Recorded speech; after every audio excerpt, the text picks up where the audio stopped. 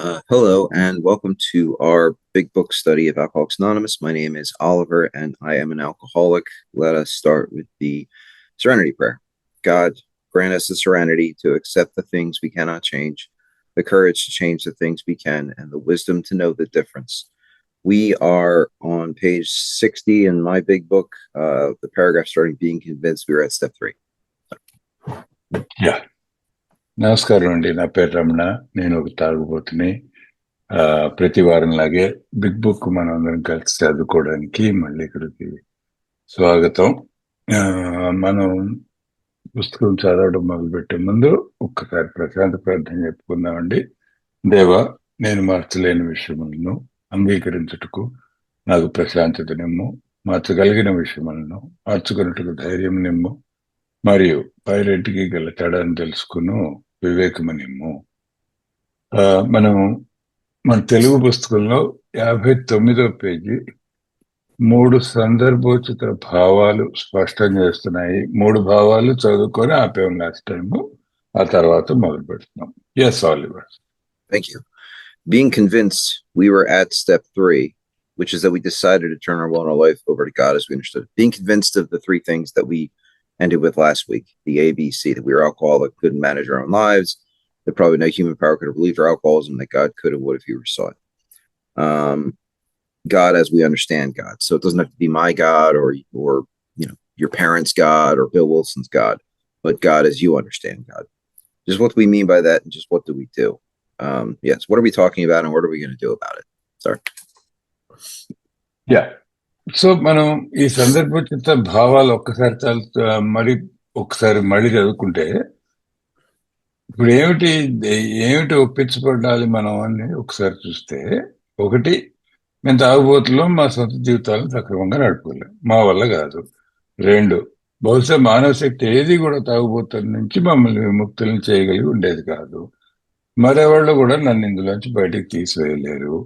3, తనను ఆశ్రయిస్తే భగవంతుడు మమ్మల్ని విముక్తులు చేయగలడు, చేసి ఉండేవాడు. ఈ భావాలతో ఒప్పించబడటం వలన మా జీవితాలను మేము అర్థం చేసుకున్న భగవంతుని సంరక్షణకు అప్పగించుతూ నిర్ణయం తీసుకున్నాము అనేటువంటి 3వ సోపానికి చేరుకున్నాం. అంటే ఇప్పుడు 1, 2 దాటి 3కు వచ్చాము. ఇక్కడ భగవంతుని సంరక్షణకు అప్పగించుతూ నిర్ణయం తీసుకున్నాం అంటే 1 నిర్ణయం తీసుకోబోతున్నాము, 3వ సోపానం వద్దకు వచ్చాము. 3 ఏ భగవంతుడు, ఎవరు భగవంతుడు? బిల్ విల్సన్ భగవంతుడు అంటే కాదు, మీకు నచ్చిన భగవంతుడు, మీరు అర్థం చేసుకున్న భగవంతుడు. మీ తల్లిదండ్రుల భగవంతుడు కాకపోవచ్చు, మీ ఇంట్లో వాళ్ళ భగవంతుడు కాకపోవచ్చు. మీరు అలా అర్థం చేసుకుంటే అలా అనే తీసుకోవాలి ఇక్కడి నుంచి భగవంతుడు అన్న మాటని. అయితే ఇంతకీ అసలు దీని అర్థం ఏమిటి, మేమేం చేస్తాం? ఓకే, అప్పగించడానికి నిర్ణయం తీసుకోవడం అంటే ఏమిటి, కథ ఏమిటి ఇక్కడ అనేది వివరణ చెప్తారు. Yes Oliver. Thank you.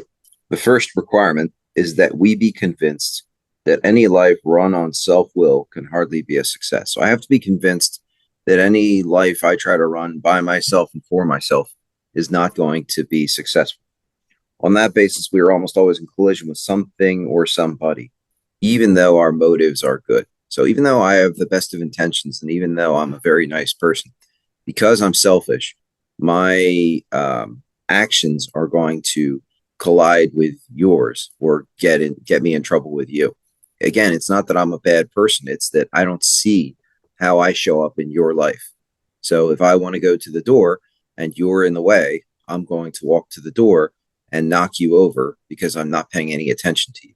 That's a very crude example, but that's the sort of thing that we're talking about. Oblivious to other people.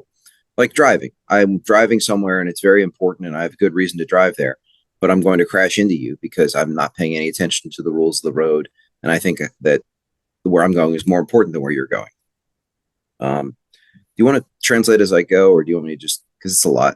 Translate as you go. Yes, it is dense.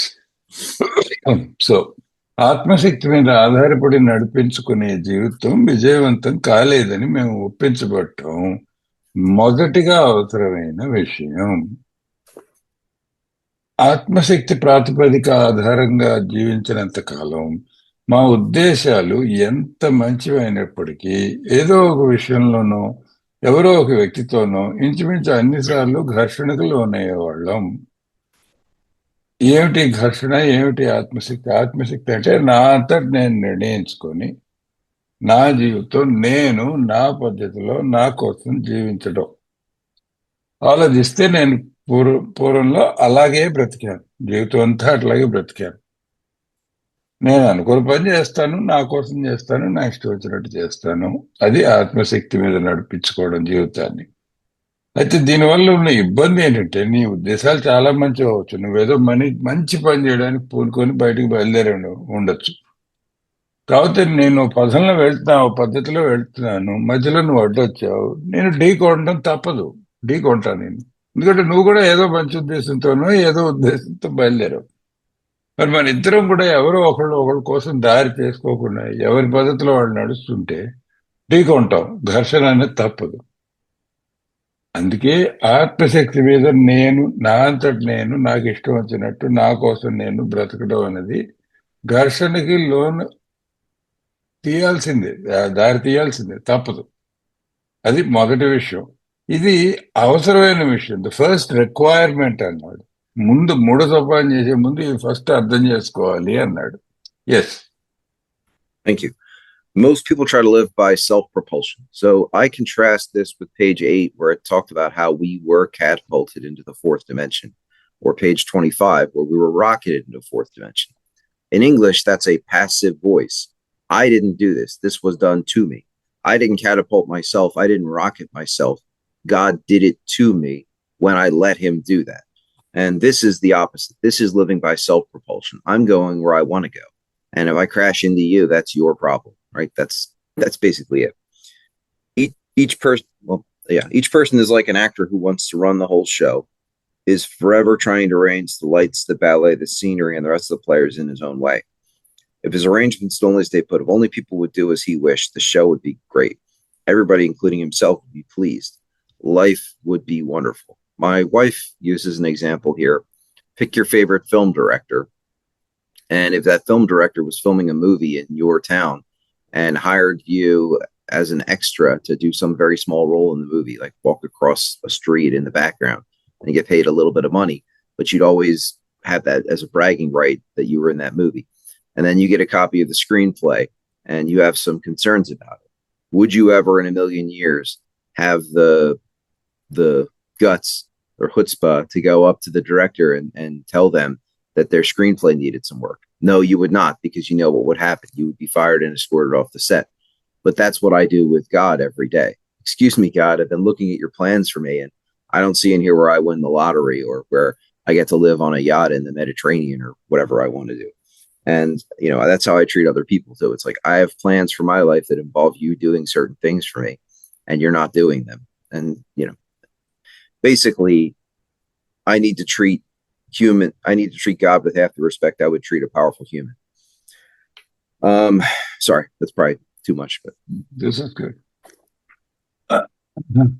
చాలా మంది వ్యక్తులు స్వయం ప్రేరణ ఆధారంగా జీవించాలని ప్రయత్నిస్తారు. ఇక్కడ self propulsion అన్నాడు. స్వయం ప్రేరణ అంటే దేని బలంతో మనం ముందుకు సాగడానికి ప్రయత్నిస్తాం. చాలా మంది అంటే మనలో చాలా మంది, మానవ జాతిలో చాలా మంది స్వయం ప్రేరణ ఆధారంగా జీవించాలని ప్రయత్నిస్తాం. స్వయం ప్రేరణ అంటే మన ముందుకు ఏమి నడిపిస్తుంది జీవితంలో? నా అహం నడిపిస్తుంది, నేను అనుకున్నదే నడిపిస్తుంది నన్ను. అంటే నా పథకాలు నేనే వేసుకుంటున్నాను జీవితాన్ని. ఇది నా తాగుడు జీవితం. నేను ఇక్కడికి రికవరీకి ఆల్కహాలిక్స్ అనానిమస్కి వచ్చే వరకు నా జీవితం అట్లా సాగింది, నాది నేను నడుపుకున్నా. అయితే 24వ పేజీకి ఒక్కసారి వెనక్కి తిరిగి చూసుకుంటే 24వ పేజీలో దీనికి పరిష్కారం ఉంది అని ఒక పేర ఉంది. అందులో ఆఖరిలో ఏమన్నాడు? స్వర్గతుల్యమైన ఆనందాన్ని మేము కనుగొన్నాం, మరియు మేము ఎన్నడూ కలగనని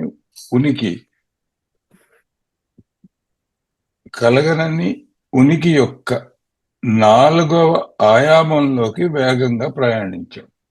అది ఏమిటి? 4వ ఆయామంలోకి ఎలా వెళ్ళాను ఇక్కడి నుంచి, స్వార్థపరమైన బ్రతుకులోంచి? అది ఎవరో చేశారు. నేను చేయలే. ఇక్కడ ముఖ్యమైన విషయం ఏంటంటే రికవరీ ముందు నేను నా జీవితం నేనే, నా దారి నేనే చూసుకున్నా. తర్వాత నాకు దారి చూపించబడింది. అది ప్రతి వ్యక్తి ఇంతకుముందు ఎలా బతికాం మనం? ప్రతి వ్యక్తి మొత్తం ప్రదర్శన అంతా తానే నడపాలని కోరుకునే నటుడు లాంటి వాడు.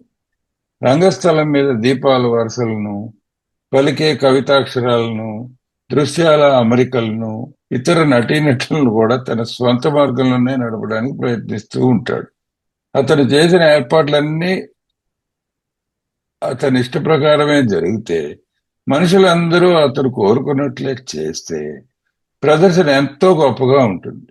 అతనితో పాటు ప్రతి వ్యక్తి సంతోషించి ఉండేవాడు. ఇది మన ఆలోచన. ఇంతకుముందు మనమే అన్ని చేసేయాలి. నేనే దర్శకుడిని సినిమాకి. ఇక్కడ మన ఇబ్బంది ఏంటంటే మనం దర్శకుడు కాదు కానీ దర్శకుడిని అనుకుంటున్నాం, డైరెక్టర్ అనుకుంటున్నాం మనం. ఇప్పుడు ఆయన ఉదాహరణ చెప్పారు. మీ ఊర్లో షూటింగ్ అవుతోంది, షూటింగ్ కి జనాలు కావాలి, ఏదో సీన్ ఉంది, సీన్ లో జనాలు కావాలి, ఓ 200 ఇస్తాం మీరు వచ్చి పాల్గొంటే అని చెప్పి చాలా గొప్ప డైరెక్టర్ ఎవరో రాజమౌళి లాంటి వాడు ఎవడో వచ్చాడు సినిమాలు తీయడానికి. వస్తే మనకు కూడా సరదా అనిపించింది. ఓ 200 డబ్బుల కంటే ఏంటంటే ఆ గొప్ప సినిమా, ఆయన గొప్ప అయిన సినిమాలో మనం కూడా పాత్ర పోషించామని చెప్పుకోవచ్చు. అందరికీ బాగుంది ఇదేదో మార్గం అని చెప్పి నేను కూడా ఉత్సాహపడతా. మా ఊర్లో మా ఇంటి పక్కన ఏమైనా వస్తే వచ్చి మనం వెళ్ళి అంత పెద్ద డైరెక్టర్ దగ్గరికి వెళ్ళి, ఏమండి అంత బాగుందండి, నేను చిన్న పాత్ర పోషించడానికి నేను సిద్ధంగానే ఉన్నాను, వచ్చి మీ కథలో కొన్ని మార్పులు కావాలండి, మీ కథనం నాకు అంత పెద్దగా నచ్చలేదు, మీరు నేను చెప్పిన మార్పులు ఒప్పుకుంటారా అని వెళ్ళి వాళ్ళ మొహాన్ని చెప్పారు అనుకోండి, అసలు ఎవడవే నువ్వు అని చెప్పి పక్కన తీసి పడేస్తారు. అక్కడితో నీకు ఆ చిన్న పాత్ర దక్కదు, నువ్వు అక్కడ చుట్టుపక్కల ఉండవు, వెళ్ళిపోతావు ఇంటికి. మరి ఓ చిన్న సినిమా డైరెక్టర్కి నువ్వు అలా చెప్తేనే వాళ్ళు నేను ఒప్పుకోరు కదా నీ మాట, నీ మార్పులను. మరి నువ్వు భగవంతుడు ఎవడైతే నీ జీవితాన్ని, నా చుట్టుపక్కల వాళ్ళందరి జీవితాలని, అసలు మొత్తం ప్రపంచాన్ని నడిపిస్తున్నాడు. అందుకే మనం చాలా సర్వసామాన్యంగా అంటాం జగన్నాటక సూత్రధారి అని చెప్పి. ఈ దేవుడు ఆ దేవుడు అని కదా. మరి మొత్తం నాటకాన్ని నడిపిస్తున్న సూత్రధారి దగ్గరికి వెళ్ళి, ఏమంటే మీరు చెప్పినట్టు కాదండి, నాకు ఇష్టం వచ్చినట్టు నేను నడుపుతానండి అంటే ఎట్లా అవుతుంది? పని చేయదు కదా అది. ఆ పద్ధతి తప్పనిసరిగా ఘర్షణలకు లోన్ తీస్తుంది, ఇది తప్పనిసరిగా పనిచేయదు. Yes. Thank you. This is kind of challenging to talk about, even with English speakers, native English speakers, because the word selfish has a very negative and insulting connotation if you tell someone they're selfish. But you know what they mean by that is actually broader than just you're a bad person, you know. And they say this in the next part.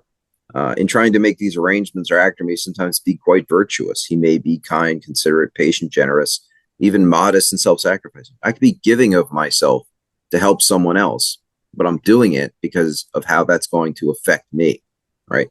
On the other hand, he may be meaty, selfish, and dishonest. So I might just be trying to hurt that person or not caring how they feel. I want to get money out of them, so I'm going to steal from them or whatever. But as with most humans, he is more likely to have varied traits.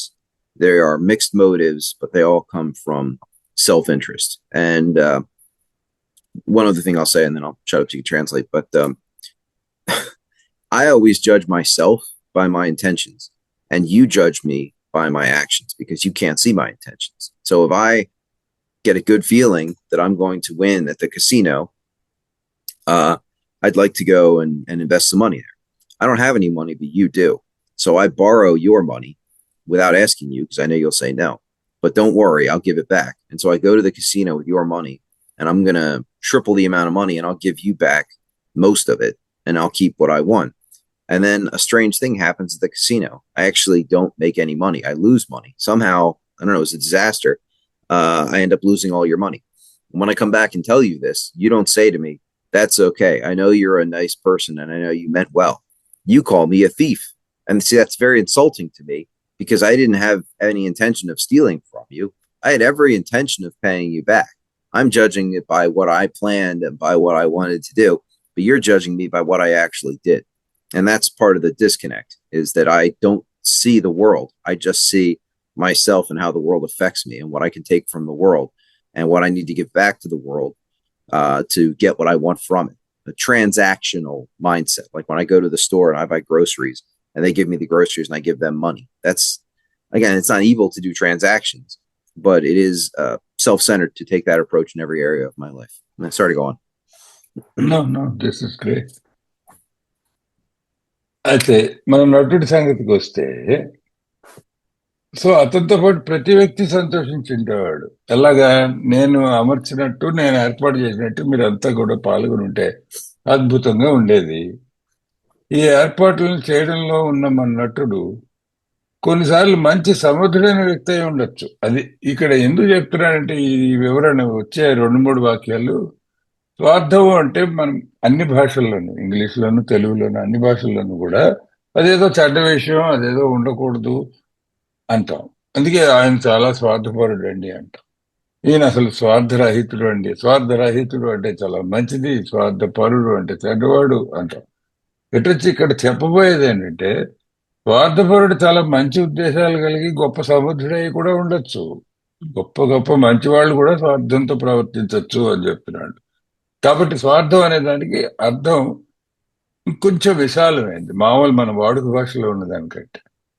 ఏమంటున్నాడు, మన నటుడు కొన్నిసార్లు మంచి సమర్థులైన వ్యక్తి అయి ఉండొచ్చు. అతను ఎంతో దయగలవాడు, ఇతరులకి వెలువరిచ్చేవాడు, సహనశీలి, మంచివాడు కూడా అయి ఉండొచ్చు. ఇవన్నీ మీ గురించి నిజం అవి ఉండొచ్చు. ఇందులో ఏమి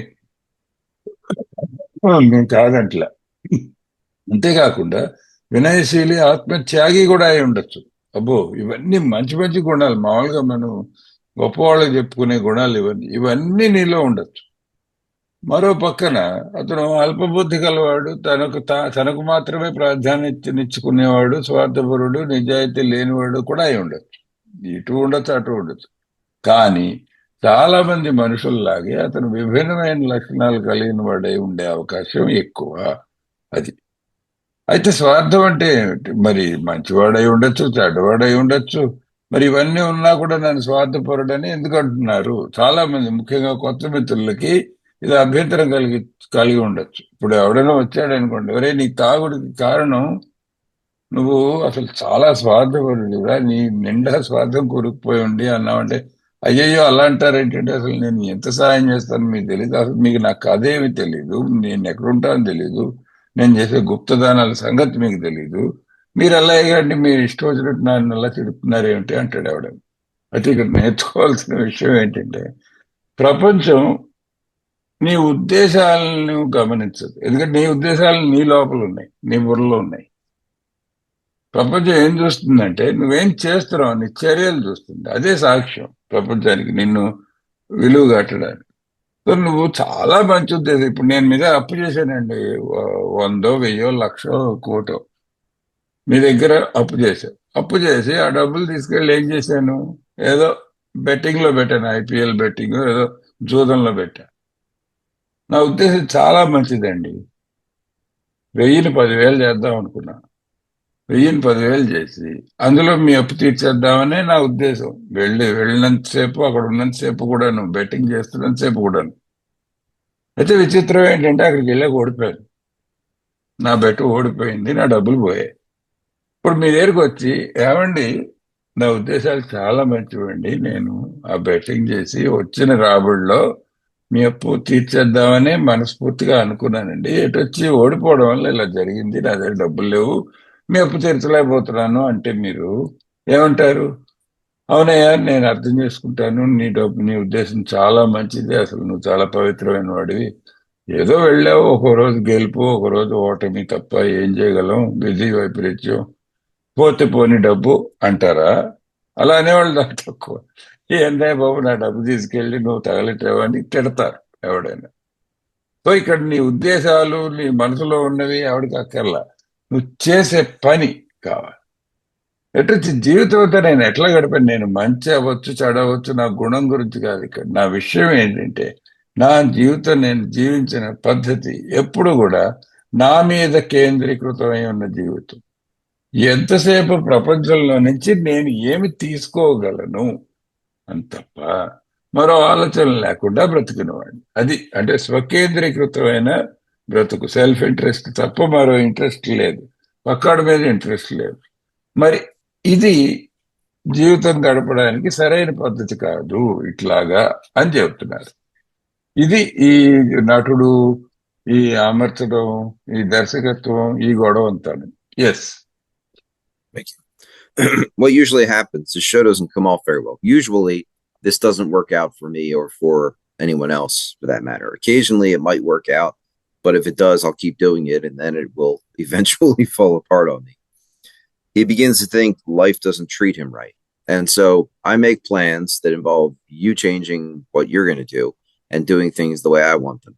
And when you refuse to do those things, and when I act in such a way that you retaliate against me, I begin to feel like a victim and thinking life doesn't treat me right. That self-pity, that is a victim mindset. That is the perfect mindset for drinking.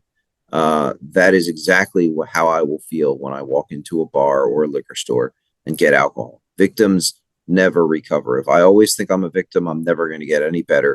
I'm just going to have bouts of self-pity, resentment, and fear in between going back and getting the next drink. He decides to exert himself more. Maybe the problem is I didn't put myself out there enough. Maybe you're not understanding what I tried to tell you telepathically. Maybe you're not picking up what I'm putting down. He becomes on the next occasion still more demanding or gracious, as the case may be. Demanding is when you owe me money, or I think you owe me money. I'm not a nice person. I'm yelling at you. I'm threatening you. Maybe if I think I can get away with it, I'm physically harming you. Or, look, I want money and you have it. I'm just going to take it from you if I think I can do that. Gracious is the opposite. Gracious is when I want to borrow money. You know? Or if I look at you and I can tell that you would break me in half, I'm not going to try and fight you for your money. So demanding is, where's the money you owe me? Gracious is, hey, you look great today. How you doing? Everybody likes you. Say, can I borrow money? Like, that's a different tactic. And you can obviously mix and match those, or there's a spectrum of responses. But the common denominator in all of those is that you are a means to an end. I don't care about you. I don't care about what you're going through. I don't care that your whole family died in a fire. I don't care that you have terminal cancer and you have 4 weeks to live. I just want what I want from you. Oh, you have 3 weeks to live? Well, that's a shame because I wanted to borrow 1,000 rupees from you. You know, I can't get away with it, whatever. Like, I don't care. I just don't care about. It's not that I'm a bad person and maybe I care about you in the abstract, but there's something else I care about more, which is what I need from you. And yeah, sorry, that's a lot. No. సాధారణంగా జరిగేది ఏమిటి? ఎవరికి? ఈ నటుడికి అన్ని అమర్చి అందరూ తను చెప్పినట్టు ప్రవర్తిస్తే ఎంతో బాగుండు ప్రపంచం అని మంచి సదుద్దేశంతో నేను అన్ని అమర్చి ఏర్పాటు చేస్తున్నా. మీ అందరి పాత్రలు కూడా నేను ఏర్పాటు చేస్తున్నా. నేను చెప్పిన మాట మీరు కానీ వింటే, నా చుట్టుపక్కల వాళ్ళు మీరందరూ, నా జీవితమే కాదు మీ జీవితం కూడా బాగుంటుందని చెబుతున్నా, కోడే కూస్తున్నా. ఎటొచ్చి మీరు ఎవరు నా మాట వింటలే. ఎందుకంటే ఎవడి ప్రోగ్రాం పడుకుంది. నేను నా పద్ధతిలో మీరు నడవాలని అనుకుంటున్నా. మరి సాధారణంగా జరిగేది ఏమిటి? నాటక ప్రదర్శన విజయవంతంగా జరుక్కపోవడం, దాంతో అతను జీవితం తనకు అణువుగా లేదని ఆలోచించడం మొదలెడతాడు. అది నేను అనుకున్న పద్ధతిలో విషయాలు జరగట్లేదండి. నేను ఎంత బలంగా కోరుకున్నా, నేను ఎంత కృషి చేసినా ప్రపంచం అర్థం చేసుకోవట్లేదు. నా ఉద్దేశం ఏంటంటే, ప్రపంచం నా మెదడులో ఉన్న ఆలోచనలు అన్ని సదుద్దేశాలే. నేను ఎప్పుడు ఆలోచించినా చాలా గొప్ప విషయం అని నేను అనుకుంటాను. చిన్నప్పటి నుంచి అలాగే అనుకున్నాను. నేను ఆలోచన విషయం మీరు పట్టుకోవట్లేదు. ఇప్పుడు సత్య పట్టుకోలేకపోతున్నాడు పాపం. నేను అన్న విషయాలు పట్టుకోలేక నాకు విరుద్ధంగా ఏదో చేస్తున్నాడు. చేయడం వల్ల నాకు దెబ్బ తగులుతోంది. ఆహా, అంటే ప్రపంచం నన్ను బలి తీసుకుంటాను. నేను బలి అయిపోయా ప్రపంచ స్వార్థానికి. ప్రపంచం నన్ను మొత్తం కట్టగట్టుకొని నాకు విరుద్ధంగా ప్రవర్తిస్తోంది ప్రపంచం. ఎప్పుడైతే ఈ ప్రపంచం కట్టగట్టుకొని నా మీద పడింది, అయ్యో పాపం నేను అన్న ఆత్మజాలి బయలుదేరిందో, ఆ ఆత్మజాలిలో బ్రతకడం మొదలు పెడుతుంది. అది వాడనేది. జీవితం తనకు అనువుగా లేదని ఆలోచించకపోవడం. నేను చాలా ఏళ్లు బ్రతికాట్లేదు. జీవితం అంతా ప్రపంచం అంతా కట్టగట్టుకుని ఎందుకో నాకు బద్ధశత్రుత్వం తీసుకుని నన్ను ఒక మూలన పడేసి నన్ను చితకబాదేస్తున్నారు, అయ్యో పాపం రమణ, అయ్యో పాపం రమణ అని బ్రతికాను నేను. ఆ ఆత్మజాలిలో బ్రతికితే ఇంకా మరి బయటికి రాలేం. తను ఇంకా ఎక్కువ శ్రమించాలని నిర్ణయించుకుంటాడు. ఇంకా ఇంకా ప్రయత్నం చేస్తే ఏమైనా అర్థం చేసుకుంటారా? తర్వాత సందర్భంలో అతను అప్పటి పరిస్థితిని బట్టి తనకు కావాల్సింది మరింత ఎక్కువగా ఆశించే వ్యక్తిగా కానీ, మరింత దయగల వ్యక్తిగా కానీ తయారవుతాడు. అంటే నా ప్రయత్నంలో నీతో లావాదేవీలు జరిగినప్పుడు నేను అందితే జుట్టు పట్టుకుంటా, లేకపోతే కాళ్ళు పట్టుకుంటా. అది అవకాశవాదిని నేను. అవకాశం బట్టి మంచివాడిని అవుతా, నీకు దండం పెట్టి పలకరిస్తా. మరోసారి నాకు అవకాశం చిక్కి నువ్వు బలహీనుడు అని నాకు అనిపిస్తే జుట్టు పట్టుకుంటా. ఏదో అలా మొత్తానికి నా పని నేను జరిపించుకోవడానికే నా ప్రయత్నం అంతాను. అది నా సంగతి. నేను ఎంతసేపు నిన్ను ఒక సాధనంగా చూస్తా తప్ప నిన్ను ఒక సాటి మనిషిగా చూడటం మర్చిపోయా. ఎందుకంటే నా మనసు నిండా నాకేదో అయిపోతోంది, నేను నెగ్గాలి, నేను అనుకున్న పథకం నడవాలి, నేను అనుకున్నట్టు మీరు అందరూ ప్రవర్తించాలి, దానికి కావాల్సిన దానికి ఏదైనా చేస్తా. దానికి ఒక్కోసారి చాలా మంచివాడిని అయిపోతా, ఇంకోసారి అవసరమైతే గంభీరంగా తయారై నీ జుట్టు పట్టుకుంటే ఏదో ఒకటి చేస్తా. అంతే తప్ప నా పద్ధతే నాది. ఇది ముఖ్యమైన విషయం. నా జీవితం మొత్తం ప్రయాణం అంతా ఒక్క ముక్కలో చెప్పాడు. Yes. Thank you. Still, the play does not suit him. So it's still not working out the way that I wanted to, even though I'm being even more demanding and more gracious. Admitting he may be somewhat at fault, he is sure that other people are more to blame. Again, I'm a victim. Yeah, maybe I shouldn't have hit on your wife, but that doesn't mean you had the right to beat me up with a baseball bat. Or, yeah, maybe I should have been a better worker, but that doesn't mean I should have been fired for it. Like that kind of, I minimize my conduct and I always blow your conduct up. So you are always in the wrong and I'm always a great person who was put upon. And if there is blame to be shared, it's 1 to 5% mine and 95 to 99% yours. He becomes angry, indignant, self-pity. Again, I'm a victim. I can't believe other people in the world are treating me like this. It's horrible and it's not right. Do you want to translate that or should we move on? Yeah. This is good. సరే, మరింత ప్రయత్నం చేయడానికి మొదలు పెడతా. ఎందుకంటే ప్రతి ప్రయత్నం విఫలమవుతోంది, ఇంకొంచెం గట్టిగా ప్రయత్నం చేస్తున్నాను. ఈ ప్రయత్నంలో చెప్పా కదా, ఒక్కోసారి మంచివాడిని అవుతా, ఒకసారి చెడ్డవాడిని అవుతా. అవకాశాన్ని బట్టి, అవసరాన్ని బట్టి ఏం చేయాల్సి వస్తే అది చేస్తా, అవకాశవాదిగా తయారవుతా. అప్పటికీ కూడా ప్రదర్శన అతనికి అనుకూలంగా జరగదు. నువ్వు ఎంత ప్రయత్నమైనా చేయి. ఎప్పుడే ఈ పద్ధతిలో నేను అన్న పద్ధతిలో ముందుకు సాగినంతసేపు ప్రదర్శన నీకు అనుకూలంగా అనిపించదు. ఏదో ఒక తేడా వస్తూనే ఉంటుంది.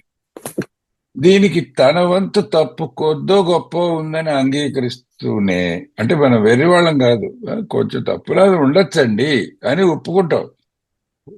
అంగీకరిస్తూనే అంతకన్నా ఎక్కువగా ఇతరులదే తప్పని నిందిస్తాడు. ఇది సమస్య. ప్రపంచంలోనే ఎక్కువ శాతం సమస్య. 95% వాళ్ళ సమస్య. 5% నా ప్రవర్తనలో ఏమైనా ఉండొచ్చు, ఒప్పుకుంటాను. నేను చాలా వినయం గలవాడిని కాబట్టి ఒక 5%, 3% నా వరకు ఒప్పుకుంటానండి నా తప్పు. మిగతా 95-97% మీదేనండి తప్పు.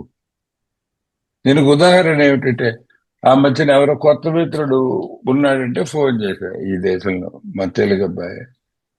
అతను ఇంకా మన ప్రోగ్రామ్ లోకి రాలేదు, కాకపోతే అతనితో 2 గంటలు మాట్లాడేవాడికి నా జబ్బు ఏంటో నాకు తెలిసింది, వాడి సంగతి నాకు తెలియదు. కానీ ఏదో నా ప్రయత్నం చేసి మాట్లాడే మెసేజ్ ఇవ్వడానికి ట్రై చేసి, అయితే మాటల్లో అబ్బాయి ఒక మాట అన్నాడు, నాకు చాలా ఆశ్చర్యం వేసింది. కాకపోతే నా జీవితం నాకే గుర్తొచ్చు. ఏమంటే మొన్నే నా భార్యను కొట్టాల్సి వచ్చిందండి. కొట్టాల్సి వచ్చిందండి అన్నాడు. పాపం కొట్టాల్సి వచ్చిందిట భార్య. ఎందుకు కొట్టాల్సి వచ్చిందంటే, తప్పేనండి నేను చేసింది, కొట్టడం తప్పే, కానీ తన ప్రవర్తన అలా ఉంది, మరి కొట్టాల్సి వచ్చింది నేను అని నా వైపు చూస్తున్నాడు. అంటే ఫోన్ చేసి నా వైపు చూస్తున్నాడు, నేను సమర్థిస్తానేమో అని చెప్పి. నేను కొట్టాల్సి రావడం ఏమిటి నాయన, అసలు కొట్టాల్సిన పరిస్థితి ఎందుకు వచ్చింది అసలు అంటే అని మాట్లాడ ఏదో మాట చర్చ. కానీ నేను ఇదే ఇప్పుడు వీడు చెప్పింది, తన తప్పు కొద్దో గొప్ప ఉందని ఒప్పుకుంటామండి. అయితే అంతగానే ఎక్కువ ఊరికి చిరాకు పెడుతుందండి. ఎందుకు ఇట్లా చేయాల్సి వచ్చింది. నేను కూడా అన్నా ఈ మాటలన్నీ పూర్వంలో. కాబట్టి ఆ అబ్బాయిని కాదు నేను నిందిస్తున్నది. నా పర్సనాలిటీ ఏంటో ఆ అబ్బాయితో మాడితే నాకు మళ్ళీ తెలుస్తుంది. ఇక్కడ ఈ వాక్యంతో గుర్తొచ్చింది. అతనిలో కోపం, తనపై తనకి అసహ్యం చోటు చేసుకుంటాయి. ఇది నా మనసులో పద్ధతి. తనపై తనే జాలిపడ ప్రారంభిస్తాడు. ఇది మనం పక్కవాడి మీద కోపం, నా మీద నాకే, నేను చేస్తున్న పనుల మీద అసహ్యం, ఎటొచ్చి నేను చేయాల్సి వస్తుంది ఎందుకంటే అందరూ కట్టుకట్టుకుని నన్ను చంపు తింటున్నారు అన్న జాలి. ఇవి మన మనసులో తిరుగుతున్న భావాలు. Yes. Thank you. What is his basic trouble? Is he not really a self-seeker even when trying to be kind? Even when I'm trying to be nice to someone, I'm doing it to benefit myself. It's sort of like my sponsor talks about holding the door open for someone as you're going into a store. And if you do it without any thought of benefit to yourself, just because it's the right thing to do, you don't care if the person says thank you or not. And if they say thank you, that's just the icing on the cake. But if I hold the door open for you so that you'll thank me, when you thank me, it's just a transaction. I don't feel anything. But when you don't thank me, I get resentful and I want to slam the door on your hand because I'm self-seeking even when I'm purportedly trying to be kind. Is he not a victim of the delusion? The delusion is a false belief appearing real, that he can rest, pull up, pry up. Like the root word is wrestle, but it's like wrestling out satisfaction and happiness out of this world if he only manages well.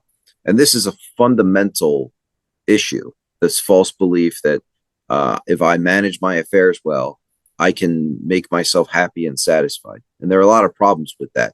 But one of them is that most of what I want, you have. So in order to get it, I have to take it from you. I have to figure out a way to separate you from your money or your job or your house or whatever it is you have that I think will make me happy. And so I hurt you and make an enemy of you to get these things. And then usually I don't get them. Usually you retaliate and beat me down. But if I succeed and get them from you, what I find is that they're not enough. There's never enough money. However much money I have, it's not enough money. Everything I think I need, a car, a house, whatever, has problems associated with it. And suddenly a newer and shinier model looks like an improvement. I will never find happiness or satisfaction chasing the things of the world. At most, I'll get temporary exhilaration followed by a huge letdown. Do you want to translate that? I'm sorry, it's a lot. Yeah. So ఆత్మజాలి, కోపం, తన మీద తనకే అసహ్యం, ఆ చోటు ఉంటాడు వీడు. అతను అసలు ఇబ్బంది ఏమిటి, వీటన్నిటికీ మూల కారణం ఏంటి, ఒక్కసారి ఇంకొంచెం లోతుగా వెళ్ళి ఆలోచిద్దాం అంటున్నాడు. అసలు కారణం ఏమిటి అంటే, మంచిగా ఉండడానికి ప్రయత్నిస్తున్న వాస్తవానికి అతను స్వప్రయోజనాన్ని ఆశించే వ్యక్తి కాదా. అది నీ చర్యలు మంచిగా అనిపించినా, నీ బయటికి నీ మొహం వినయంగా అనిపించినా, నువ్వు చేతులు జోడించి నిల్చునున్నా, నన్ను వాడుకోవడానికి నువ్వు ఎన్ని రకాల ఊసర వెళ్ళిలాగా ఎన్ని రకరకాల మొహాలు పెట్టినా, ఎన్ని రకాల వేషాలు వేసినా, లోపల విషయం ఏంటంటే, మొత్తానికి మూల కారణం ఏంటంటే, నువ్వు స్వప్రయోజనం కోసం చేసే పని. అంటే ఎంతసేపు నాకు ఏంటి, దీనివల్ల నాకు లాభం ఏంటి అన్న ఆలోచన సరళి నీలో పూర్తిగా నిండిపోయి ఉంది. కేవలం తను మాత్రమే సక్రమ నిర్వహణ చేయగలిగితే తను ఈ ప్రపంచం నుండి తృప్తి, సంతోషాలను సాధించగలనన్న భ్రాంతికి బలైన వ్యక్తి కాదా. ఏమిటి భ్రాంతి అంటే, లేని దాన్ని ఉన్నట్టుగా ఊహించుకోవడం. అది ఇప్పుడు ఏమిటి భ్రాంతి, తను ఈ ప్రపంచం నుండి తృప్తిని, సంతోషాన్ని సాధించగలని చాలా మామూలు మాట వాడారు ఇక్కడ తెలుగులో. రెస్ట్, సాటిస్ఫాక్షన్ అండ్ హ్యాపీనెస్ అన్నాడు. రెస్ట్ అంటే గుంజుకోవడం, లాక్కోవడం, పీక్కోవడం. అది పక్కవాడి దగ్గర నుంచి నా తృప్తి, నా సంతోషం ఏవో వస్తువుల్లోంచి వస్తాయని నాకు ఒక ఆలోచన. ఆ వస్తువు మీ దగ్గర ఉంది, దినేష్ దగ్గర ఉంది, భరత్ దగ్గర ఉంది, సత్య దగ్గర ఉంది, సతీష్ దగ్గర ఉంది. ఆ వస్తువు మీ దగ్గర నుంచి నేను పీక్కోవాలి, లాక్కోవాలి. దానికి నేను ఏ రకమైన నాటకం చేయడానికైనా సిద్ధం. నేను ఎటొచ్చి మీరందరూ నేను చెప్పినట్టుగాని వింటే నాకు కావాల్సింది నాకు లభిస్తుంది. నాకు కావాల్సింది నాకు లభిస్తే నేను తృప్తిగా ఉంటాను. నేను తృప్తిగా ఉంటాను, పైగా మీరందరూ కూడా బాగున్నారని భ్రమతో ఉంటాను. ఇది నా సమస్య. ఏంటంటే నేను ఎప్పుడు ఈ భ్రాంతిలో బతుకుతూ ఉంటాను. మీరందరూ నేను చెప్పిన మాట వినాలే గాని తృప్తి, సంతోషం అంతా నాకు నేను సాధించగలను. అతను కోరుకుంటున్న విషయాలు ఇవి అని మిగిలిన సహ నటీనటులకు తెలీదా? మీకు కనబట్టలేదు ఏమిటి నా ప్రవర్తన? అతను చర్యలు మిగిలిన ప్రతి ఒక్కరిని ప్రతీకార చర్యలకు ప్రదర్శన నుండి వారు పొందగలిగిన ప్రతి దాన్ని లాక్కోవడానికి ప్రోత్సహించవా? అది మరి మీరు కూడా మీరు ఖాళీగా కూర్చుని ఉంటారేమిటి? నేను చేసిన ప్రయత్నమే మీరు చేయరా? అతను ఎంతో మంచి సమయాల్లో కూడా సమన్వయానికి బదులుగా అయోమయ పరిస్థితిని సృష్టించే వ్యక్తి కాదా? అది ఆలోచించాల్సింది. ఏంటంటే స్వప్రయోజనం వల్ల వచ్చే పర్యవసానాలు ఇవన్నీ. Yes. Thank you. Is it not evident to all the rest of the players that these are the things he wants? You know when I'm being selfish. I tell my sponsees that if I'm calling you to ask for money. You will very quickly figure that out, because we have very very good sense for figuring out someone else's selfishness. Being selfish, I can tell very easily when you're being selfish. And do not his actions make each of them wish to retaliate, snatching all they can get out of the show. If I approach you selfishly, you will know it, and your reaction will be to be as selfish as you can be in return. Is he not, even in his best moments, a producer of confusion rather than harmony? We're supposed to be working together. We're supposed to be putting aside our selfishness. We're supposed to be walking shoulder to shoulder on a broad highway of happiness. We can't do that if we're being selfish, because when we're being selfish, we're clawing at one another. We're trying to take from one another, and it becomes the law of the jungle, like claw your way to the top of the pile rather than a common spiritual journey. Yeah. And the harmony confusion, we can think about an orchestra, right? Where it's a good one too.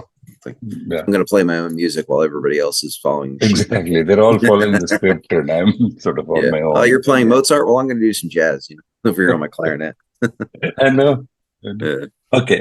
So ఇందాకలా చదివిన ఆ వాక్యాలే మళ్ళీ చెప్తున్నారండి. ఇందాకలా ఏమన్నారంటే, ఇప్పుడు స్వార్థం అన్నది మీ మొహాన్ని కనిపించకపోవచ్చు.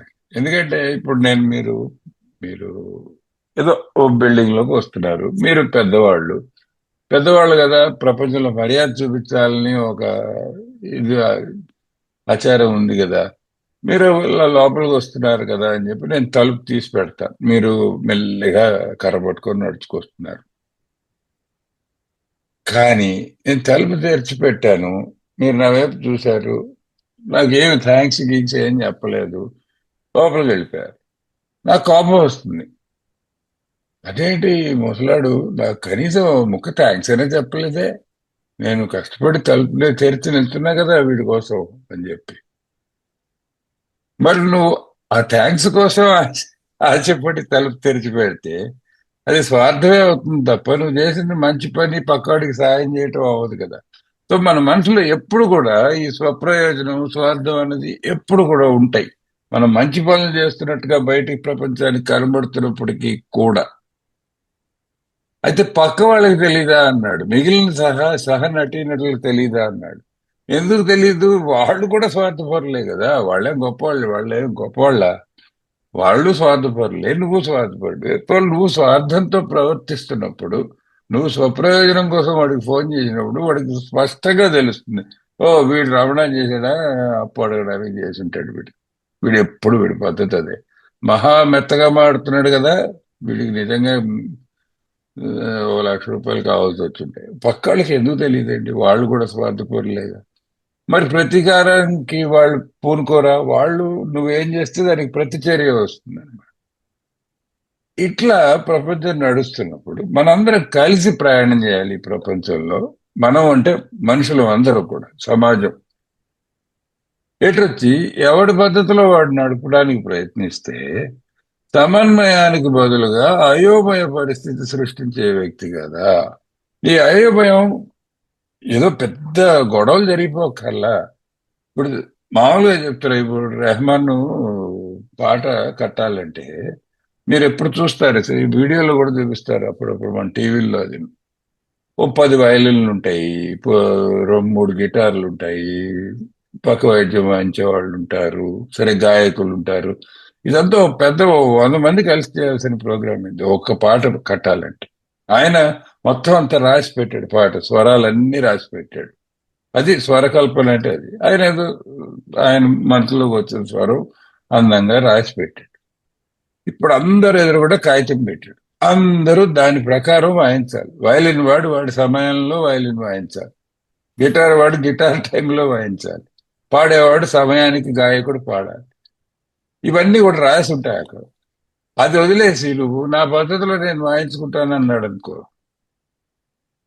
దానివల్ల ఏమొస్తుంది, అది సంగీతం అనిపించుకోదు. అది చప్పుడు ఏవో విచిత్రమైన చప్పుడులా వస్తుంది తప్ప అతను పాపం కట్టిన పాట బయటికి రాదు, ఆ అందం కనబడదు. సమన్వయం బదులు అయోమయ పరిస్థితి అంటే అదే. అయోమయంగా ఉంటుంది, అందరూ వాడివైపు చూస్తారు, ఏంది వీడు సడన్ గా ఆ కాగితం దుట్టం అనేది ఎవడు వాయింపు ఎవడు పక్క వాయించి వాడు వాయించుకుంటున్నాడు అని చెప్పి. అది మన పద్ధతి. ఎందుకంటే ఎంతసేపు నా మనసులోనిదే నేను వాయిస్తా తప్ప అందరం కలిసి ప్రయాణం చేద్దామన్న భావన నాలో ఇంత కూడా లేదు. Yes. Our actor is self-centered, egocentric, as people like to call it nowadays. Again, me and my ego. It's all that's where the universe revolves around my ego.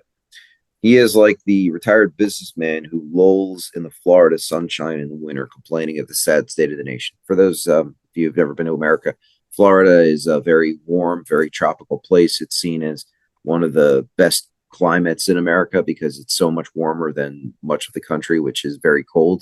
Especially in the winter, we get a lot of snow. And so this is a man who made a lot of money and is laying around in the Florida sunshine while everyone else is freezing. And he's talking about how bad the nation is going.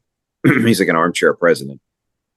The minister who sighs over the sins of the 20th century. So I'm a religious leader who tells the rest of the world that they're doing life wrong and that God is going to kill you all and send you to hell, that kind of thing. But I'm perfect because I'm God's special son. Politicians and reformers who are sure all would be utopia if the rest of the world would only behave. So if only the rest of the world would follow my crazy political or economic ideas, we would have heaven on earth. But you're all too stupid or selfish to follow my plans. My plans are better than your plans, kind of thing. The outlaw safecracker who thinks society has wronged him. Yeah, I killed a bunch of people, but I had a horrible childhood. So, you should give me some slack and let me do what I want to do. And the alcoholic who has lost all and is locked up. I mean, I know people who have killed families drunk driving, and their first thought is, what's going to happen to me? You killed 4 people. Oh yeah, I know. What's going to happen to me? That's selfish. That's totally self-centered. You killed this whole family. Oh, that's horrible. What's going to happen to me now? Whatever our protestation means whining. Are not most of us concerned with ourselves, our resentments, or our self-pity? At the end of the day, it's all about me. Yeah. You want to finish out that paragraph, did you? Or? Oh, I thought I did. Oh, you did? Okay. Yeah. So I'm trying to follow in Telugu. Okay. Oh, sorry. With our resentments and our self-pity. Okay, great. Yeah. So,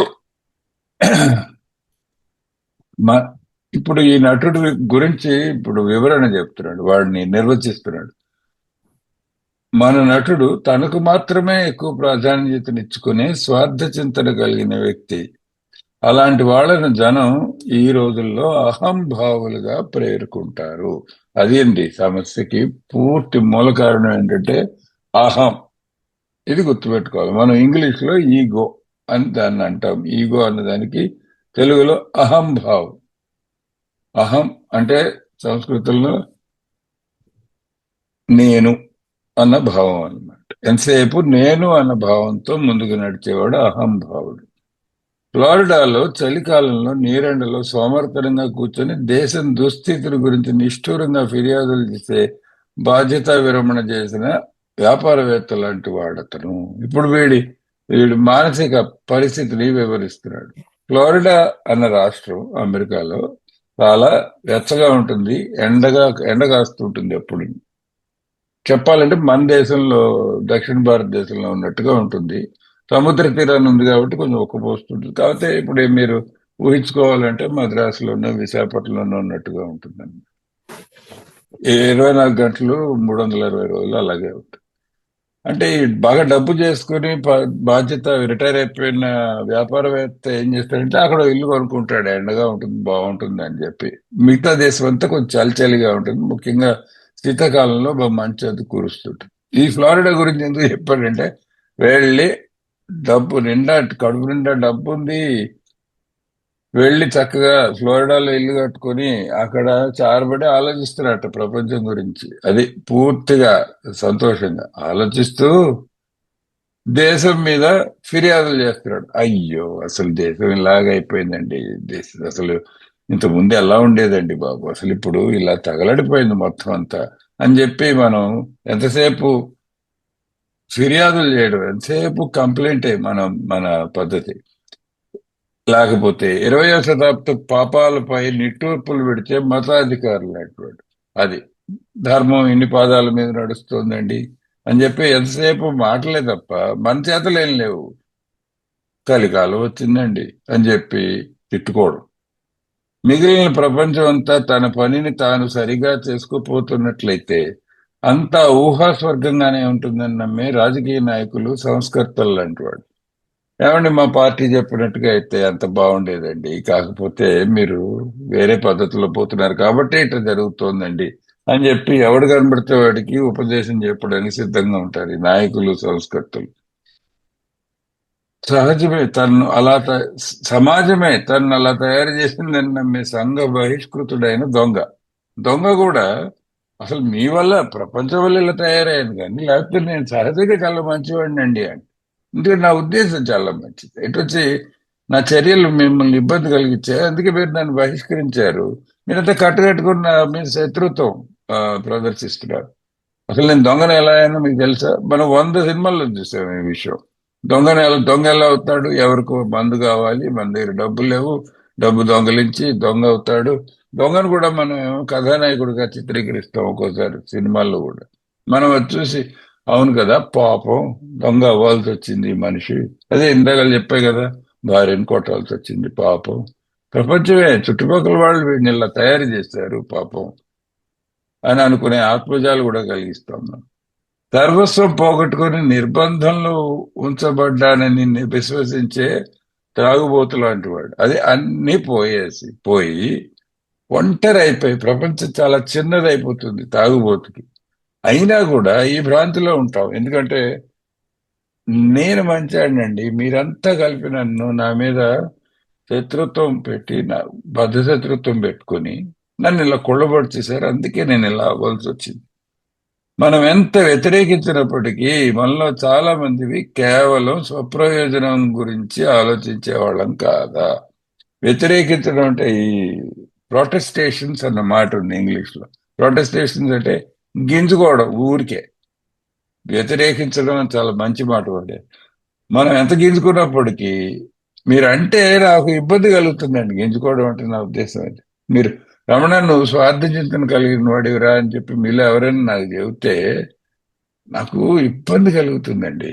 ఆ మాటకి ఇబ్బంది కలిగినప్పటికీ మనలో చాలా మందివి కేవలం స్వప్రయోజనం గురించి ఆలోచించేవాళ్ళం కాదా అని అడుగుతున్నాడు. ఒక్కసారి మిమ్మల్ని మీరు చూసుకోండి, లోపల ఆలోచించుకోండి. మీరు స్వార్థ చింతన కలిగిన వాళ్ళు కాదా? మన క్రోధావేశాల గురించి, మనపై మనకు గల సానుభూతిని గురించి మాత్రమే ఆలోచించే వాళ్ళం కాదా? ఈ క్రోధావేశాలంటే రిసెంట్మెంట్ అండి. ఈ రిసెంట్మెంట్ కి క్రోధావేశం అనే మాట ఏదో కనిపెట్టారు తెలుగులో. రిసెంట్మెంట్ అంటే ఇంత ముందు కూడా అనుకున్నాం, ముందు కూడా మాట్లాడుతాం. ఒక్కసారి రిసెంట్మెంట్ అంటే మరొకసారి నాకు అర్థమైంది చెప్తా. రిసెంట్మెంట్ అంటే ఏంటంటే, ఒకటి మీరు ఏమైనా చేస్తే నాకు కోపం వస్తుంది. మీరు కోపం మానవ సహజం. కోపం లేకుండా ఎవరు ఉండరు ప్రపంచంలో. మనిషి అన్నాక కోపం వస్తుంది, ఏదో దాని మీద కోపం వస్తుంది. కోపం తప్పు కాదు. అయితే రిసెంట్మెంట్ కొంచెం లోతైన విషయం. పూర్తిగా పనికిరాని విషయం కూడా. రిసెంట్మెంట్ అంటే భావానికి అర్థం ఏంటంటే, మీ మీద ఇవాళ కోపం వచ్చిందండి, అక్కడితో ఆగిపోవాలి. నేను ఇంటికి వెళ్ళిపోయాను, మీరు ఎక్కడికో మీ ఇంటికి వెళ్ళిపోయారు. ఒక రోజు గడిచింది, 2 రోజులు గడిచింది, 10 రోజులు గడిచింది, అయినా కూడా ఆ సంఘటన నేను గుర్తు పెట్టుకొని నా మనసులో టేప్ రికార్డులో వేసుకున్నట్టు మళ్ళీ మళ్ళీ తిప్పి అది నా మనసులో ప్లే చేసుకుంటూ ఉంటాను. అలా చేశాడు కదా వాడు నాకు, అలా చేశాడు కదా వాడు నాకు అని చెప్పి అదే పదే పదే నెమరు వేసుకొని ఆ కోపాన్ని మళ్ళీ మళ్ళీ మళ్ళీ అనుభవిస్తూ ఉండడమే రిసెంట్మెంట్. అంటే దాచిపెట్టుకుని మనసులో గుర్తు పెట్టుకుని ఒకసారి వచ్చిన కోపాన్ని అక్కడికక్కడే వదిలేయలేము. దాన్ని మనసులోనే పెట్టుకొని పదే పదే దాన్ని అనుభవించడమే రిసెంట్మెంట్. దాన్ని అంతటినీ కలిపి క్రోధావేశము అని చెప్పి ఏదో మాట కనిపెట్టారు.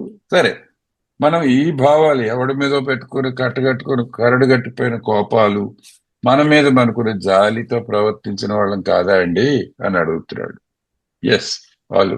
I had to explain the word resentment because it's a lot of confusion. There is no exact equivalent. That's what. Yeah, I mean, it comes from French or Latin, sentir, which means to feel, and means again. So to feel something again. It's not like it doesn't have to be I want to murder you. It could be you were rude to me once, and every time I think about it, I get upset. That would be a resentment. And I could love you like a brother, but still be upset that you said that thing to me that one time. It's not like I want to murder this person or like, playing it back again and again. Exactly. That is the key feature. Exactly. Selfishness, self-centeredness, that we think is the root of our trouble. So selfishness is the problem, not alcohol. I drink alcohol because I behave selfishly. The world retaliates, and I don't like the way that feels very much. So I drink to stop feeling the way that I'm feeling right now. Driven by 100 forms of fear, self-delusion, self-seeking, and self-pity. Driven by self, different manifestations of self. We step on the toes of our fellows and they retaliate. I'm motivated by selfish interests. I step on your toes because I'm not thinking about you because I'm selfish. You retaliate. So if I step on your toes, you might be nice and ignore me the first time, but sooner or later, you're going to knock every tooth out of my head. And then I'm going to run to the bar and tell the bartender how horrible you are while I'm drinking. And then fast forward a few years and I'm writing my 4th step, and your name is the top of my 4th step because I'm very upset because you knocked all my teeth out. And I go over my 5th step with my sponsor, and my sponsor says, why did he do that? And I say, well, I stomped on his toes about 50 times and he kept telling me to stop. And then finally he knocked every tooth out of my head. And that's when I find out that I owe you an amends, even though I thought that I was the victim of you and that you were a horrible person. Sometimes they hurt us. Okay, so that's one scenario. Sometimes they hurt us seemingly without provocation, but we invariably find that at some time in the past, we have made decisions based on self, which later placed us in a position to be hurt. There's a very bad neighborhood in Philadelphia called Kensington that is famous for being a place where there are a lot of drugs. It's also a place where there's a lot of crime and a lot of people get murdered and raped and so forth. And if I'm in Kensington at 2 a.m. in my car, and people come up to my car with guns and pull me out of the car and shoot me in the leg and steal my car, I didn't do anything to them to deserve that from them. But if we look at my life, I was doing something that resulted in me driving around Kensington at 2 o'clock in the morning. And the question is, where did I make decisions based on self that ended up with me being in Kensington at 2 a.m. getting carjacked? As an example. Sorry. Yeah. ఇప్పుడు ఈ పుస్తకంలో కల్లా చాలా గొప్ప మహావాక్యాల్లో ఒక వాక్యం అండి ఇది. 61వ పేజీలో వచ్చాం మనం. మొదటి వాక్యం, స్వార్థం, స్వార్థ చింతన మన సమస్యలన్నిటికీ మూలం అదేనని మా అభిప్రాయం. ఇప్పుడు చెప్తున్నారండి మా అభిప్రాయం. ఇందాక నుంచి సమస్య ఉంది సమస్య ఉంది సమస్య ఉంది అని మనం వచ్చినప్పుడు, ఫెలోషిప్కి వచ్చినప్పుడు వణుకుతూ నాలాగా వచ్చినప్పుడు, నీ సమస్య ఏంటి రమణ అంటే, నా సమస్య ఎక్కువ తాగేస్తున్నానండి అని చెప్తాను నేనైతే. ఎందుకంటే అదే నా సమస్య, అందుకే వచ్చా. లేకపోతే మీ దగ్గరికి రావాల్సిన అవసరం నాకేముంది చెప్పండి. సో వచ్చినప్పుడు నా సమస్య తాగుడు, అతిగా తాగేస్తున్నా, తాగి మొదలు పెడితే ఆపలేకపోతున్నానండి. అదే అండి నా సమస్య, మీకు ఏమైనా తెలుసా అని వస్తా మీ దగ్గరికి. అంతా అయ్యాక 60 పేజీలు అయ్యాక మీరు చెప్తున్నారు అసలైన సమస్య ఏంటో. అన్ని సమస్యలకి మూలం స్వార్థం, స్వార్థ చింతన, సెల్ఫిష్నెస్, సెల్ఫ్ సెంటర్డ్నెస్. ప్రపంచం అంతా నా చుట్టూనే తిరుగుతూ ఉంది అన్న భ్రమలో బ్రతుకుతున్నాను చూడండి. ఈ స్వకేంద్రీకృతమైన జీవితం బ్రతుకుతున్నాను చూడండి, అది సమస్య. అహంభావుడిగా బ్రతుకుతున్నాను చూడండి, అది సమస్య. 100 రకాల భయాలు, ఆత్మభ్రమలు, స్వలాభాపేక్ష, స్వలాభాపేక్ష, మనపై మనం స్వానుభూతి అంటే సానుభూతి అంటే ఈ ఆత్మజాలి కలిగి ఉండడం, లాంటి అంశాలు కాదు, వీటితోనే మనం ముందుకు పోబడుతున్నాం. అంటే మన ముందుకు నడిపించేవి ఏమిటి అని ఆలోచిస్తే, నన్ను ముందుకు నడిపించేది సహృదయత, మానవ మానవ మానవతావాదం, ఇవి కావు నన్ను ముందుకు నడిపించేది. మానవత కానీ, ప్రేమ కానీ, సహృదయత కానీ, 10 మందితో కలిసి బ్రతుకుతామన్న ఆ సద్భావం కానీ, ఇవి కాదు నన్ను ముందుకు నడిపించేది. నన్ను ఏం ముందుకు నడిపిస్తున్నాయి జీవితంలో? 100 రకాల భయాలు, ఆత్మ భ్రమలు, స్వలాభాపేక్ష, ఆత్మజాలి. ఈ 4 కూడా మీరు ఆలోచిస్తే అహానికి సంబంధించినవి. భయం ఎక్కడి నుంచి వస్తుంది? నా అహానికి ఏమైనా అడ్డొస్తే, ఏమైనా బెదిరిస్తే నా అహాన్ని, నా గొప్పతనాన్ని, లేకపోతే నేను అనుకుంటున్న గొప్పతనాన్ని నన్ను మీరు బెదిరిస్తే మీ మీద భయం కలుగుతుంది. ఆత్మ భ్రమ. నేను నేను అసలు నా పద్ధతి ఒకటి, నేను నా గురించి ఊహించుకునేది ఒకటి. ఈ భ్రమల్లోనే బ్రతుకుతా. స్వలాభాపేక్ష. ప్రతి లావాదేవీలో, ప్రతి మనిషితో నేను మాట్లాడే ప్రతి ఆ, ఆ, చర్చలోను నాకు కావాల్సింది ఏంటంటే నా లాభం ఏంటి, నాకేంటి అనే భావం. సరే, నేను అనుకున్నది జరగనప్పుడు నా మీద నాకు సహానుభూతి కలదు. ఇవన్నీ కూడా అహానికి సంబంధించిన వేరే వేరే అంశాలు. అయితే తాగుబోతూ తన వారికి బాధ కలిగించడం జరుగుతుంది. వీటన్నిటి వల్ల పక్కాళ్ళని ఇబ్బంది పెడతారండి. దాంతో వాళ్ళు తీవ్రంగా ప్రతిస్పందిస్తారు. వాళ్ళే వేరే వాళ్ళు కాదు, స్పందిస్తారు, వెనక్కి తిరగబడతారు. ఎటువంటి కవింపు లేకుండానే కొన్ని సందర్భాల్లో వారు మనల్ని బాధ పెడతారు. ఇప్పుడు నేను 4th స్టెప్ రాసినప్పుడు 4వ సోపానం రాయిపోతున్నా, కాసేపు చదువుకుంటా కొన్నాళ్ళ. రాసినప్పుడు ఆ ఫలానా వాడు నా పళ్ళు ఉడగొట్టాడండి అని రాస్తాం అందులో. మీరు పళ్ళు ఉడగొట్టడం మాట వాస్తవమే, నన్ను గట్టిగా చెదగబాది నా పళ్ళు ఉడిపోయాయన్న మాట వాస్తవమే, అందులో నిర్వివాదం, అది నేనేం అబద్ధం చెప్పట్లే.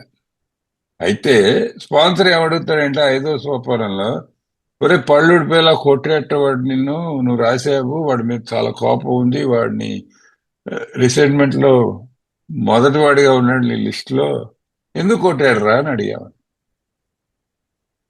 ఆలోచిస్తే గతంలో ఎప్పుడో మనం స్వలాభాపేక్షతో తీసుకున్న నిర్ణయాలు తర్వాత కాలంలో మనల్ని ఈ బాధలకు లోనే స్థితిలో ఉంచాయని తప్పనిసరిగా కనుగొనగలుగుతాం. అప్పుడు ఆలోచిస్తాం, ఎందుకు కొట్టాడు వాడు నన్ను, ఎందుకు చదవబోదాడు.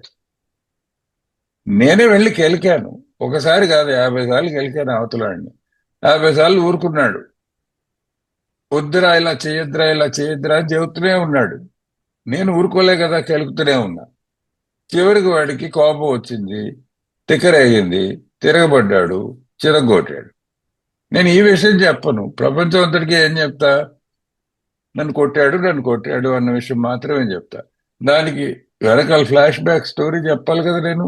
మరి ఆ కథ 4వ సోపానంలో 5వ సోపానంలో బయటపడుతుంది. ఎప్పుడు కూడా నేను స్వలాభాపేక్షతో, నా కోసం, నా సొంత ఆశతో, స్వార్థపరత్వంతో చేసిన పని వల్లే ప్రపంచాన్ని ఢీకొంటాను, ఎదురు దెబ్బ తగులుతుంది. ఇప్పుడు ఆయన ఒక ఉదాహరణ చెప్పారు. ఫిలడెల్ఫియా అన్న మహానగరంలో ఒక చిన్న ప్రాంతం ఉందిట, కెన్సింగ్టన్ అని చెప్పి. అక్కడ నేరాలు ఎక్కువ జరుగుతుంటాయట, ఈ మత్తు పదార్థాలు ఎక్కువ దొరుకుతాయి. అక్కడికి వెళ్ళటం కొంచెం జాగ్రత్తగా చూసుకుని వెళ్ళాలి. పగలపూట అయితే ఆ పక్క నుంచి వెళ్ళిపోతుంటారు, రాత్రిపూట అసలు బలలాంటి వాళ్ళం పోకూడదు అని చెప్పుకుంటారు. వెళ్ళావు, 2ంటికి అర్ధరాత్రి వెళ్ళావు కారులో అక్కడికి. వెళ్తే వాళ్ళు ఎవరో ఇద్దరు ముగ్గురు వచ్చారు, నేరస్తులు వచ్చి కత్తో గన్నో చూపించి నిన్ను నీ డబ్బులన్నీ ఊడబెక్కున్నారు. అప్పుడు ఏడుస్తే ఏం లాభం? నువ్వు అసలు అడగాల్సిన ప్రశ్న ఏంటంటే, రాత్రి 2ంటికి అటువంటి ప్రమాదకరమైన ప్రదేశంలో నువ్వు ఎందుకున్నావు? ఏ కారణం లేకుండా ఉన్నావా? ఊరికే సరదాగా విహారయాత్ర చేయడానికి వెళ్ళావా 2ంటికి ఆ ప్రాంతానికి? ఏదో స్వలాభాపేక్షతో వెళ్ళావు కదా. నువ్వు కూడా మత్తు పదార్థాలు వెతుక్కుంటున్నావు, మందు వెతుక్కుంటున్నావు, వెళ్ళావు కదా. మరి వెళ్ళినప్పుడు జరగాల్సింది జరుగుతుంది కదా. అయితే ఇక్కడ చెప్పేది ఏంటంటే, నీ స్వలాభాపేక్షతో ఏదో చేస్తేనే గెలుగుతావు ప్రపంచాన్ని. ప్రపంచాన్ని గెలిగితే తిరగబడుతుంది. దెబ్బతిన్నాక నీకు ఆత్మజాలి. ఇది నీ సైకిల్. ఇది కాకుండా అసలు ముందు నేను ఎందుకు ఇలా ప్రవర్తించాను అని నీ గురించి నువ్వు ఆలోచించుకోవడం మొదలు పెడితే అప్పుడు నువ్వు రికవరీలోకి మెల్లిగా వస్తున్నట్టు లెక్క. Yes, are we done? Yeah, I think we're out of time. Let's close with the responsibility pledge. I am responsible when anyone anywhere reached out for help. I want the hand of A always to be there. And for that, I am responsible. ఈ వారానికి ఒక గంట సేపు ఇది చదువుకున్నామండి. 2 పేజీల వరకు చదువుకున్నాం. ఇవాళ మళ్ళీ బాధ్యతను గుర్తు తెచ్చుకుంటూ ఒకసారి మనం ముగిద్దామండి. నేను బాధ్యుడును. ఎవరైనా ఎక్కడైనా ఎప్పుడు సహాయం కోరినా ఏ యొక్క సహాయ హస్తం ఎల్లప్పుడూ అతడు ఉండాలని నేను కోరుకుంటాను. అందుకు నేను బాధ్యుడును. Thank you, Oliver. Thank you.